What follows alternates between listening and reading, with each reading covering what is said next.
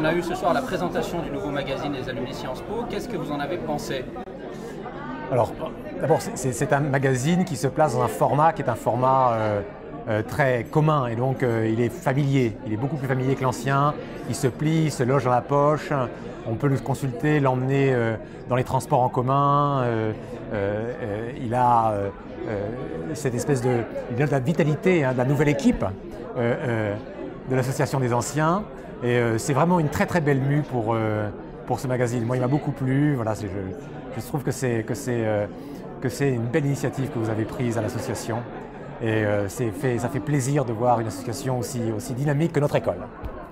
On parle beaucoup de Sciences Po et des élèves dans ce magazine. Comment vous voyez les relations entre l'école et ses anciens élèves? En fait, je la vois sous le signe de l'union, de l'union et de l'unité. C'est vrai que la force de Sciences Po, la force de notre institution, la première de ses forces, et c'est le professeur qui parle, c'est le chercheur, la première de ses forces, ce sont nos élèves, ce sont nos anciens. Chaque fois qu'on se retrouve sur un campus en province, que l'on va à l'étranger, que l'on rencontre les anciens, que l'on fait une fête de diplomation, on ne peut être que saisi par cette sensation, ce sentiment que la force de Sciences Po à travers les âges, ça a été la qualité de ses diplômés, la qualité de ses anciens. Et on le verra d'ailleurs lorsque Sciences Po fera son entrée, que j'espère fracassante, dans les classements internationaux d'écoles d'affaires publiques, d'écoles d'affaires internationales qui sont nos cœurs de métier. Grâce à la vitalité, au talent et au formidable succès des carrières de ces anciens, Sciences Po va très très vite entrer dans les toutes meilleures institutions à travers le monde et sera reconnue pour ce rang-là par ses pairs.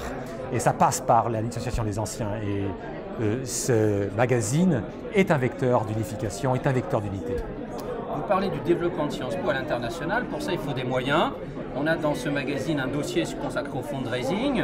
Quelle est la relation, quel est le rôle des anciens élèves dans cette politique de fundraising? Qu'est-ce que vous en attendez?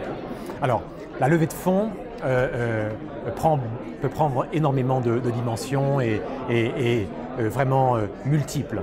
Il est vrai que l'espoir le plus intense à l'avenir vient des mécénats vers les grandes organisations, les entreprises qui peuvent nous soutenir, mais aussi les anciens.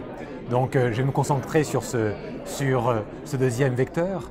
La communauté des anciens de Sciences Po est une communauté extrêmement soudée, très nombreuse. Et soudée, on l'a vu d'ailleurs, on l'a vu dans cette année, qui a été une année de rassemblement, parce que la communauté a été éprouvée, mais elle a su prouver dans cette épreuve qu'elle était capable de se rassembler et de faire preuve d'unité. Et donc j'espère que ce rassemblement, ce nouveau départ et cette unité dont nous avons fait preuve va nous permettre d'engager une redynamisation, vraiment une refondation dynamique de notre politique de fundraising et ça se fera forcément avec des synergies avec l'association. Il faut absolument que nous mettions nos forces ensemble dans la bataille pour avoir le plus grand retentissement possible pour cette initiative de levée de fonds pour nos opérations, pour nos élèves, pour notre recherche et pour tout ce qui fait que Sciences Po rayonne à travers le monde.